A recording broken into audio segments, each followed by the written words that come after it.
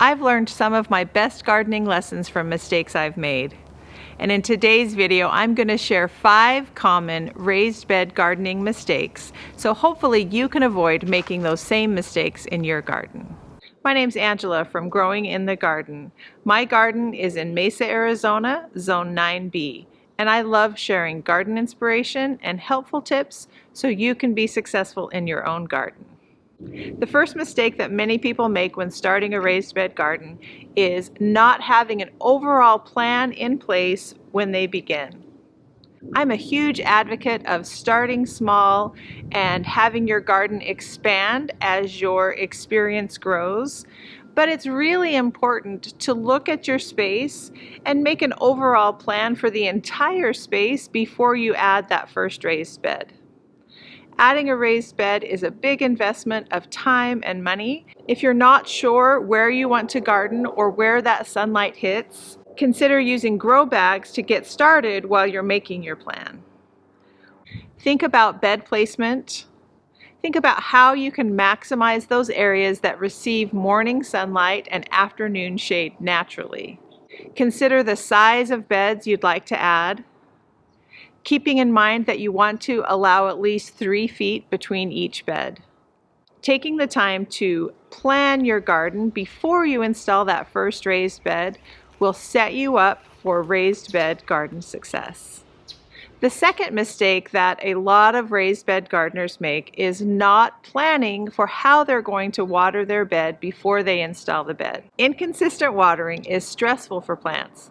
Plants that are stressed out are much more prone to pests and diseases. One of the best ways you can ensure your garden is healthy is by having some kind of watering system in place. A watering system doesn't have to be complicated or expensive. It can be as simple as a drip system set up to a garden hose with a battery-operated timer.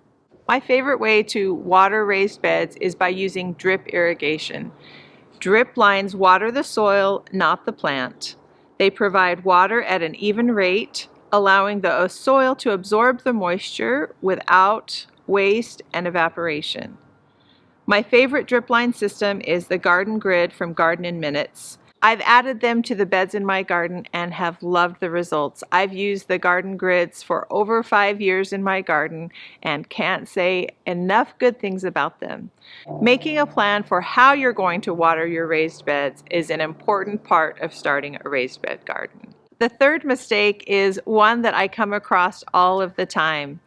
It's when you have a raised bed and you're not filling it all the way up with soil. If you have a raised bed, take advantage of all of that space in the raised bed and fill it all the way up with soil. Your plants will thank you.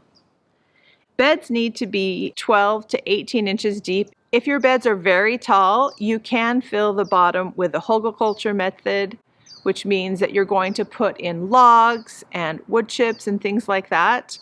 But you want to make sure that that top 12 inches is good quality soil. This gives you enough soil to take advantage of the soil food web that can develop in raised beds. Speaking of soil, that takes us to our next mistake, and that is skimping on the soil or thinking that soil isn't an important part of your raised beds. Soil is actually the most important factor in determining whether or not your garden is going to be successful. Healthy soil is rich with oxygen, it's light, fluffy, porous, it's full of life. So many things that we can't see. The fungi and bacteria feed on the nutrients in the soil, and that is what feeds the roots of your plants. The plant's roots emit new food for the bacteria and fungi to eat. This is the circle of life in your soil, the soil food web. It is amazing. The best part, the more you take care of your soil, it will improve over time.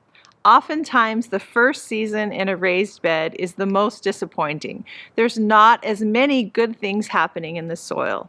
If you're starting a new raised bed garden, add the best soil possible to your beds. I use a modified Mel's mix from Square Foot Gardening to fill all of my beds. It is a mixture of compost, coconut coir, and either vermiculite or perlite. That is a good basic mixture to begin with for your raised beds. And then over time, as you add in compost and only use organic amendments, your soil is just going to get better. Using in-bed vermicomposting buckets is my favorite way to improve the soil in my raised beds. The worms break down scraps and make castings right in the beds. Worm castings have so many benefits. They're filled with nutrients and minerals and good microorganisms. They improve plant growth and also improve pest and disease resistance. If you're struggling with the existing soil in your raised beds, you may just need to add more compost into those beds. Compost is going to make any soil better. Don't make the mistake of skimping on your soil and thinking that soil doesn't matter. Soil is the most important part of successful raised bed gardening. And finally, the last mistake that many gardeners make with raised bed gardens is getting the timing wrong. Not understanding the best time to plant certain crops. Learn about the crops you want to grow. Plants are usually classified as cool season or warm season crops and have preferred growing temperatures and will grow best at certain times of year. Warm season crops are things like tomatoes, peppers, cucumbers, melons, squash, eggplants, sweet potatoes.